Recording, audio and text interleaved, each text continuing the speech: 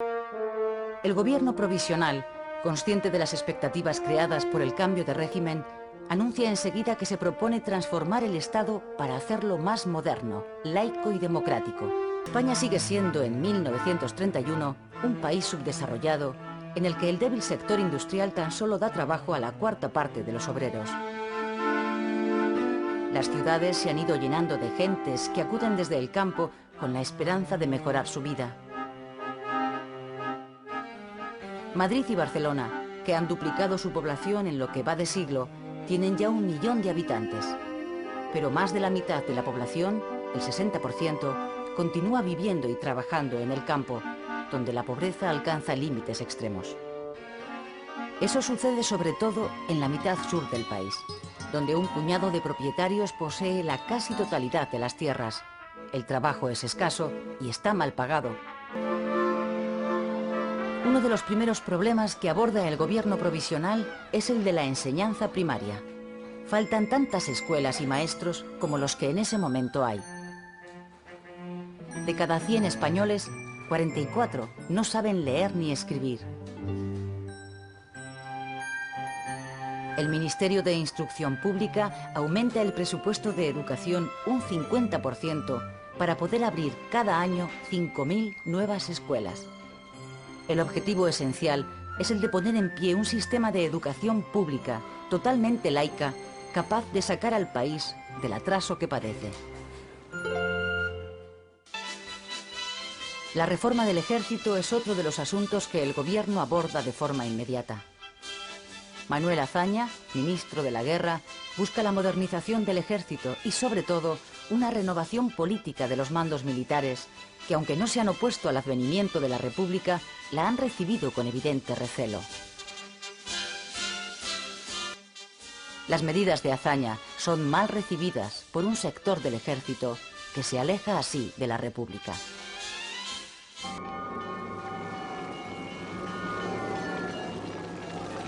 El problema religioso le estalla a la República de forma accidental un mes después de su proclamación. En Madrid, un grupo de exaltados saquea e incendia varios edificios religiosos.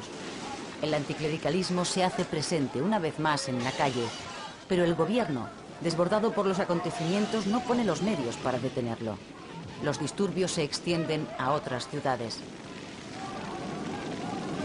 Después de 3 días de violencia, más de un centenar de edificios religiosos han sido incendiados en todo el país.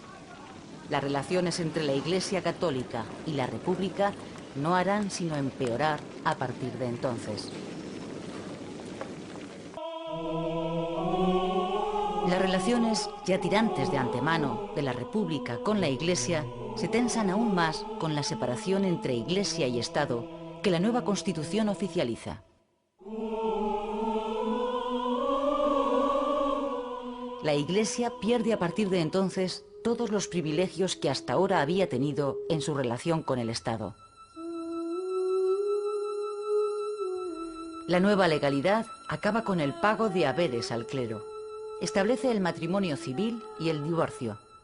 Prohíbe a las órdenes religiosas que se dediquen a la enseñanza. Elimina los símbolos religiosos de todas las instituciones públicas. Disuelve a la Compañía de Jesús. El gobierno convoca para el mes de junio elecciones a Cortes Constituyentes. Presentan a estas elecciones partidos de todas las tendencias, desde monárquicos a comunistas. Los partidos de la coalición republicano-socialista que formaron el gobierno provisional salen vencedores. El más votado es el Partido Socialista, seguido por el Partido Radical, ahora centrista, de Alejandro Lerroux. La derecha queda reducida a una minoría. En noviembre de 1931, después de 6 meses de tensos debates, las Cortes aprueban sin consenso la Constitución de la República.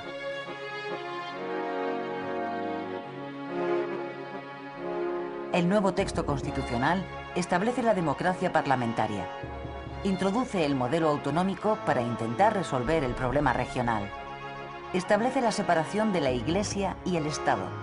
Reconoce el derecho al voto para las mujeres e incluye el reconocimiento de importantes derechos sociales para las clases trabajadoras. Niceto Alcalá Zamora es proclamado presidente de la República.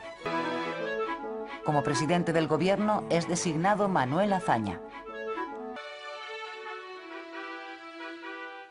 Los socialistas, con 3 ministros, entran en el gobierno por primera vez en su historia. Uno de ellos, Largo Caballero, con una larga trayectoria sindical, ocupa la cartera de Trabajo y adopta una serie de medidas destinadas a favorecer a los trabajadores.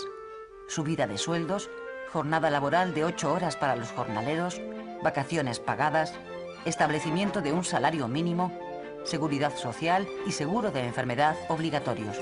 La CNT, sin embargo, le declara la guerra a la República desde el primer momento. Los anarquistas, liderados por el sector más radical, la FAI, son partidarios de la insurrección violenta y continua, lo que ellos llaman gimnasia revolucionaria, hasta acabar con el Estado burgués republicano y establecer el comunismo libertario. Las huelgas y los estallidos revolucionarios de los anarquistas son reprimidos con firmeza por el gobierno. Agosto de 1932. El general Sanjurjo encabeza desde Sevilla el primer intento de golpe militar contra la República. Cuenta con el apoyo de un grupo de monárquicos y de un reducido número de mandos militares. La sublevación es fácilmente neutralizada por el gobierno. El general Sanjurjo, detenido y condenado a muerte, es finalmente indultado. Tras beneficiarse de una amnistía, se exilia en Lisboa. Desde allí, esperará una mejor ocasión para volver a intentarlo. En ese momento hay en España casi 2 millones de campesinos sin tierra, braceros eventuales que pasan gran parte del año en paro y que malviven con míseros jornales. El objetivo de la reforma agraria es que los jornaleros sin tierra acaben convirtiéndose en propietarios. Con ese propósito, el gobierno pone en marcha una política de expropiaciones con dinero público de los latifundios mal explotados. Septiembre de 1932. Miles de personas se echan a la calle en Barcelona para recibir a Azaña. Azaña va a hacer la entrega oficial al pueblo catalán del Estatuto de Cataluña, que las Cortes españolas acaban de aprobar. Los estatutos del País Vasco y Galicia están todavía en fase de discusión. El estatuto proclama a Cataluña región autónoma dentro del Estado español. Francesc Macià será el primer presidente de la Generalitat elegido por los catalanes. La lentitud en la aplicación de la reforma agraria, causada sobre todo por la falta de recursos económicos, acaba con la paciencia de los campesinos. Las ocupaciones de fincas y los levantamientos anarquistas se multiplican. En enero de 1933, la FAI hace un llamamiento a la insurrección general. Como en otros lugares, en Casas Viejas, un pueblo de la provincia de Cádiz, un grupo de braceros anarquistas declara el comunismo libertario y se subleva.